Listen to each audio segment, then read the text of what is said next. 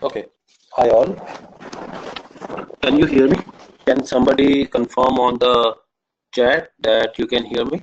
Okay. Thank you. So let's start. So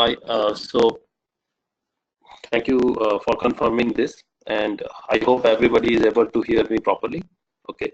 So we will. So this is what we are going to do today. We will start the session. You have the questions. Please put it on the chat, or you can note it down. And after this session, I will unmute everybody so that you can ask me the questions.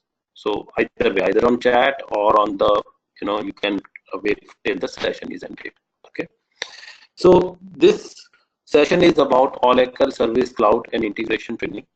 So before starting, I would like to introduce myself. I am Sahil and I am working as a cloud integration architect in Atlanta, Georgia. I have been in this field for last 10, 12 years, of which most of them have been in integration space. So these trainings, what we are conducting is to give you a sense how the cloud is going to, how the cloud integration will work. And we know that what the conditions these days are going on. We are seeing a lot of job losses, specifically in India. And the reason of that is that most of the companies are going towards cloud. They don't need DBAs. They don't need lot of people to implement. They need very specific skill set people. And in a cloud, that is what is the main thing. You will see, you will not see bigger teams. They will be very small teams. And what cloud is also bringing a challenge with it is the integration. Why it is there? The reason is all people are buying different products. That means, like in an organization, somebody will buy Oracle Cloud, in which he will only buy Fusion HCM. Another thing, another company, they will also have a on-premise systems. They also have some, other cloud like Salesforce. So how will you? So the question comes to that is how you will integrate. Okay, and that is the where we are seeing a lot of jobs in the integration space. Okay.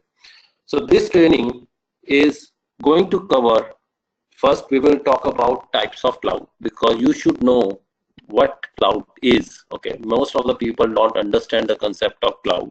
So first we will understand what the cloud is, and that is also many times are asked in the interviews and other things. Okay. Now then we will see how the Oracle provides, what clouds it provide, what type of clouds it provide. Okay. We will cover the SOA concept. Oracle is SOA. Oracle is work based on SOA. Okay. So Oracle Cloud is based on SOA. You take any of their applications, they are based on SOA. So you should know what SOA is. Okay. We will see what is Oracle SOA 12c cloud components are. Okay. Now 12c is a new release. You can put it on premise also. You can also it on the cloud. Okay. We will be working on the cloud premise, cloud-based system. Okay. Now in a cloud, you have to understand the concept of services, XSDs, XMLs, and XSLTs. They are very integral part of the cloud, specifically when you are doing the integrations. Okay. Now concept of REST and SOAP. Now REST is what Oracle 12c is made for. Okay, Oracle is now going to be REST throughout. Today all they have some SOAP services. Slowly and slowly you will see most of them will go and they will be converted into REST. Why? Because of mobile. Okay. We will be covering concept of SCA. We will be seeing how to administer the SOA cloud. Like I just few minutes said that we don't need administrators, DBAs, and all those in this cloud world, and that is where you are seeing the the job loss.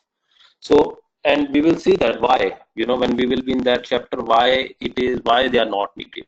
Okay, we will see that, and we will see why as a developer or an architect, it is you who will be doing the administration. It is not, they are not going to give it to a specific person, which we used to call an administrator to be there. Okay. We will cover the concept of people. We will cover the concept of adapters. Now, adapters is a very important part in SOA suite. So we will cover some on-premise adapters like DB, file, JMS. We will also cover the cloud adapters, okay, so that you can integrate with some cloud, okay, either it can be Fusion HCM or it will be with the Salesforce, okay. We will cover REST and SOAP adapters also because they are required these days. Another component we are going to cover is mediators, human task, business rules. These are all part of the SOA suite. Now, another thing where most of the jobs these days is toward the Oracle Service Bus. Okay, we see most of the companies who are buying the Oracle Clouds and all those, they are buying OSP. Okay, and the most of your job interviews will revolve around OSP. Okay, we will be covering that. So, and you will be doing the hands-on. Okay. Security. Now, since it's a cloud, you will understand, right? Cloud is not will be in your premise. Okay, so there will it is some hosted onto the somebody else, environment. So security is a major concern. How you secure the system, how you call security, secured systems will be covered as part of this chapter. Okay, we will show you what things are required, what things have to be taken care of, and I can tell you during your interviews again, security will be a major question. Okay, why you do this type of security? What is the difference between a token and a multi-token or a SAML? So what are they? So you have to understand it. Okay. Then concept of integrated cloud service. Now this is a separate product Oracle launched. Okay, very new product launched in the market, maybe like a 2 years old. Okay, so and this is where Oracle is going to focus a lot, and you will see many of the jobs going forward be based on that. Okay, so this is ICS we will be covering. It's a totally cloud-based solution. It cannot be put on a premise. Okay, it is a cloud-to-cloud integration. Okay, so we will see where to use. How is it different than SOA cloud and how the things work. Okay. Now, if you see in the last, I have written case study comprising of all SOA components. So what? Since we are doing a cloud integrations and all those, we are not going to only cover theoretical part. You have to learn how to do the stuff. That means we will be giving you exercises. We will be showing you how to do things so that you can do it and you can build your resumes accordingly. Okay. Let's move ahead. So what is cloud computing? So this is everywhere these days people are talking about cloud. So what it is? Okay, so it is first thing is it is a one part of a utility computing. That means the way you used to do is still same. Okay, now also what it does is it is a collection of integrated and network hardware. Okay, and where and this network part, or which we call it as platform, it may not be in your organization. You can also have some concept of a private cloud, which we will talk later. But mostly when we say cloud, it means that you have outsourced your infrastructure or what used to be in your own centers to the other party. Okay. So by also another thing is what cloud computing tries to do is it hides the complexity and details of the underlying infrastructure from users and applications by providing very simple graphical interface or APIs. So like Fusion HCM, or you have to do an HR services. So they will give you a service which you can use. You don't care about it, how that service is implemented, whether it's written in Java, whether it's in anything, you don't care about it. All that you use is that service and you pay for that service. Okay, it's as simple as that. Like you take a subscription of your channels, and you see those channels, right? Sometimes it is a pay-per-view, sometimes you give a full package, right? So that is the way cloud also operates. So in addition to that, the platform provides on-demand services. Like I said, pay-per-view. You may sometimes if you use it, you pay for it. If you don't want to use it, you don't need to worry about it. Okay. Hardware and software services are available to general public, enterprise, corporation, and business markets. So now there are many types of cloud available. Like very common that people hear in this is Amazon. Okay, Amazon Web Service, Amazon Cloud. So that is used by many enterprises also. You can have your own simple website also. You can, so depending upon your business or an enterprise, or it can be a standalone person can buy the Amazon and he can use it. Now, so what is different type of clouds? Okay. Now in Oracle world, we say there are 4 types of cloud. One is called information as a service, software as a service, platform as a service, infrastructure as a service. So these are the 4 types of cloud that Oracle give you. When I say cloud, it means Oracle is saying that you will not host the applications in your own center or in your own company. You will host, Oracle will host for you. That means it will be their data centers where the things are there. They have a dedicated person. They will give you dedicated space, and you will use it. Okay. Now, when they say that, what it saves you? It saves an organization the cost. They don't need a lot of people to take care of it.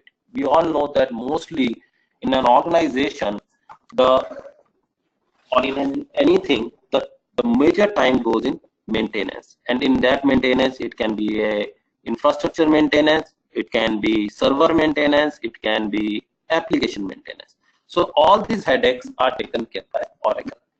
Also, now if there is upgrades, right? Like if you are in a ERP word and you say, okay, previously I was on release 11, now I have to move on a release 12, it will be a whole project. In these cases, it's not a project. Oracle upgrades it automatically, seamlessly, so you never feel you directly get the newer version. So you are not going to buy anything, you are not wasting your resources into it. And that is the major reason that you are seeing the job cuts in the market. Okay, we don't need those many people because of cloud to do the stuff. So now let's see what each of these clouds constitute.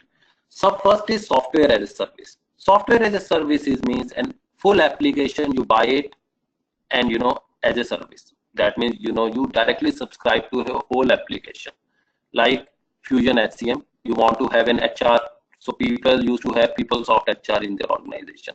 Now in place of that, you can have a Fusion HR.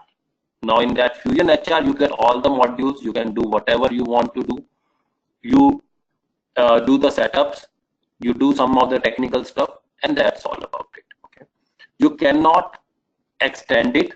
That means you cannot write your own extensions. That means since the database of these softwares will not be exposed to you, so you cannot tailor the tables and all those which are your base tables. So this is called a software as a service. Here you have already been given a software and you work on it, or you can say an application as a service. They are both interchangeable words, and there are multiple software as a service that Oracle gives you. One is Fusion HCM, Fusion HR, Fusion for your project management, Fusion PPM, Fusion SCM for supply chain management. So for each field, they give you a proper software which is already hosted by them. They take the maintenance, they do the administration. You are just a user. Okay, again, I'm using the word user. You are not here as a technical or anything. You are a user to it. Then comes information as a service. Now this is very specific to Oracle. Okay, this cloud you may not see in other vendors. What it is trying to do is it is trying to make some marketplaces. Like you are trying to get information about your users from LinkedIn, Facebooks, Twitters, and all those. So you are clubbing all those informations together and you are using their service. Oracle gets you the information and sells you that. Okay, depending upon, so many marketing firms and all those, they gather the data. They get the data from Oracle and they use it in the way. So Oracle is here is just using the information of the users and providing it to their customers. That's all. They are not doing anything else. Then comes another type of cloud is infrastructure as a service, or IaaS. Okay, so what it is here, you are given the whole like you have a Unix in your organization, so like Unix platform. So rather than being Unix, You are hosting on a server, Oracle hosts it. Okay, so that is where it will be. So you are getting a full infrastructure. You can define how many servers I want, how many nodes I want, whatever else required, you will do it. But here it's just an operating system which is not hosted in your organization. It is hosted by the Oracle. Okay. You can install any software on that. You can even install ERP packages on that. It is totally upon you how to do that. Then comes PaaS, or platform as a service. Now this has a lot of products into it. When I am saying a platform as a service, here I am saying the layered on that. It's not apart from your infrastructure. You are also getting the platforms, applications like BPM.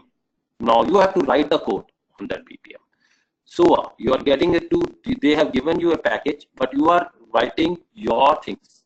So now why Oracle has given us PaaS? So that you can extend the applications. Okay, you have custom logics. Every organization will have its own custom logic. Now when Oracle hosts any software as a service like Fusion HR or whatever, they don't allow you to customize it. But you know, every organization has its own way of doing business. Now where it should write that? Where is the place to keep this type of logic? In this case, the platform as a service comes into the picture. Okay. Now in platform as a service, there is a very specific suite. Okay, we call it a offering. Okay, that, or the word is offering over here. So which is called IPaaS, that is integration platform as a service. In this integration platform as a service, you will get two important modules. One is SOA 12c, which you will use it for, for writing your heavy orchestration logics or something like that. Another is and also Oracle Service Bus. Another is a BPM, that is business process management. Okay. So this IPaaS is used for cloud to cloud integration, cloud to on-premise integration, on-premise to cloud, or it can be any combination. Okay. Now you will be wondering why we use it. See, organizations are buying different Oracle products, Oracle tools, or you can say Oracle different clouds. They still have a lot of on-premise systems also. And also one organization may not buy all the suite of Oracle. Like they may not buy for their CRM, they will buy Salesforce, okay, which is hosted by a totally different vendor, which Oracle is not concerned to. Then they will buy Workday for their HR, but they will buy Oracle Financials module. Now you see there are three different modules, three different Oracle cloud vendors are there. Obviously, you need to know, you need to integrate or take the data between between them. Then how will you do that? Also, you will like to write your own logic. You don't want to give the logic to the cloud in a way, right? Like you want some central processing, some middleware. That is the places where IPaaS comes into the picture. So IPaaS with JCS cloud. JCS is another cloud which comes in part of when you buy PaaS, you get it. So is heavily used in the industry today. Okay. Now we have seen what is the cloud is, and in the cloud offering, like I said, Oracle will sell you the SOA, which is called SOA 12c, and they will sell you the OSB. There is another group they will try to, which is a new product called ICS, which we will talk later, and which is based on OSB later. We will see that. So you have to understand before getting into it what is SOA, why we are using SOA. So first thing that SOA is not a software, it is a methodology. Oracle has built a product based on this methodology, which is called Oracle SOA Suite 12c. Okay. So what this methodology tells you is that you can how to integrate discrete software agents, which are nothing but web services, in such a way that you make your architecture highly flexible and reusable. Okay, that is the concept. Now, since it is a SOA, right, and you will see all the tools in this word which are used for integration, whether it's a MuleSoft, whether it's a TIBCO, whether it is IBM tools, all uses SOA. Okay. So if you know one as an integration, you can integrate any of them, because sometimes you will go to a client and you will say, he will say, hey, I don't have Oracle, though I have a Oracle cloud for SaaS, but I have another cloud. I have not bought an integration tool from Oracle. So can you work on the IBM piece? Yes, because you know the SOA methodology. Okay. So SOA as a method is a methodology. So why SOA? First thing is reusability. SOA is based on the concept of services, and services are reusable. Okay. Now, very basic example is you will see is Google Maps. Now, Google Map is integrated by any of the apps you can see in this world today, any website. So Google is not sharing its database, right? It shares a service, or which we can call these days APIs, services. They can be used interchangeably. So they have given one service which you can use to call the system. So that is concept of reusability. Interoperability means loosely coupled systems. So what happens in case of services is that when you create the architecture, since everything is a service, I'm just defining the system. This is suppose your HR system, HR cloud, you can say. This is your SCM cloud, that is supply chain management cloud. Since it's a service and you have a middleware, you connect to them like this. Okay.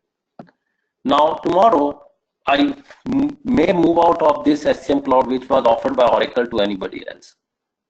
Since it's a service interface, my architecture will remain same, intact. Okay. I want to add anything, I can always add a new thing into my system. This plug and play type of architecture is part of loosely coupled systems. Okay. Now what I get from this loosely coupled system is a very flexible architecture and very scalable. I can scale it down, scale it up, I can do anything. Obviously, since this architecture will be in place, I will not be putting lot of money to make changes. That means I will be saving money. Okay. And that is the reason SOA is gaining popularity, or SOA is mostly used wherever Oracle clouds are there. Okay. Or there will be some other integration tool, but you will see most of them will be SOA based. Let's move ahead.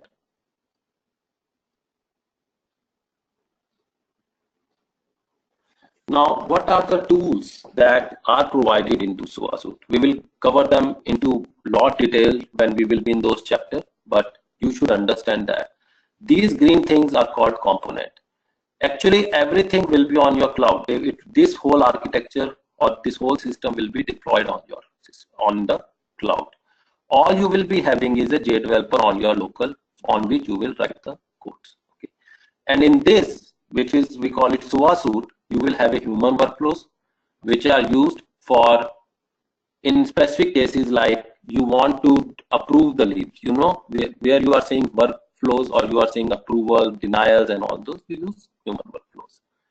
People is used for orchestrations. That means you want to build a full business process. You want to orchestrate so many services together to perform a full business process. That is called a people. We will see what an orchestration is, how to orchestrate services when we will be in the people chapter. Business rules are used for dynamic rules. Now, like sometimes discounts. I want to apply a discount to my system. Like I can say, if a customer is a platinum, give him 10% discount. This 10% can change, right? So where to keep these type of dynamic rules is part of business rules in general. Mediators are part of the service buses. So in SOA suite, there are two service buses. One is mediators, another is Oracle service bus. Okay, they do typically they have lot of similarities, and they do lot of similar tasks, and we will see where they differ when we will be in those chapters. Now, EM and SOA consoles you will be using it to control you will be using to configure, you will be using it for seeing how the progress of your system is going on, or I should say the health of your system. You will do that. WS Policy Manager is where you will configure the security. Now, in specifically in cloud, security is a major concern. Okay, most of the time we were using, we will be using in-house systems, so you can always get a call to another system, but this you cannot do. Like you are calling take an example, you are calling a Salesforce. Now, Salesforce is outside your domain, right? That means it is not hosted in your organization. So how will you call it? So you have to do some steps to configure those security, and they are all configured as part of WS Policy Manager. We will do a very detailed look into what WSM does for us. Okay. So this is what I hope you have got a very fair idea of what we are going to teach. So please ask me the questions you have about the system, about anything in the slides or anything on the course. This is just a demo, but it will give you a very good idea on what we are trying to, what people are trying to achieve. Yeah, anybody can ask the question, please.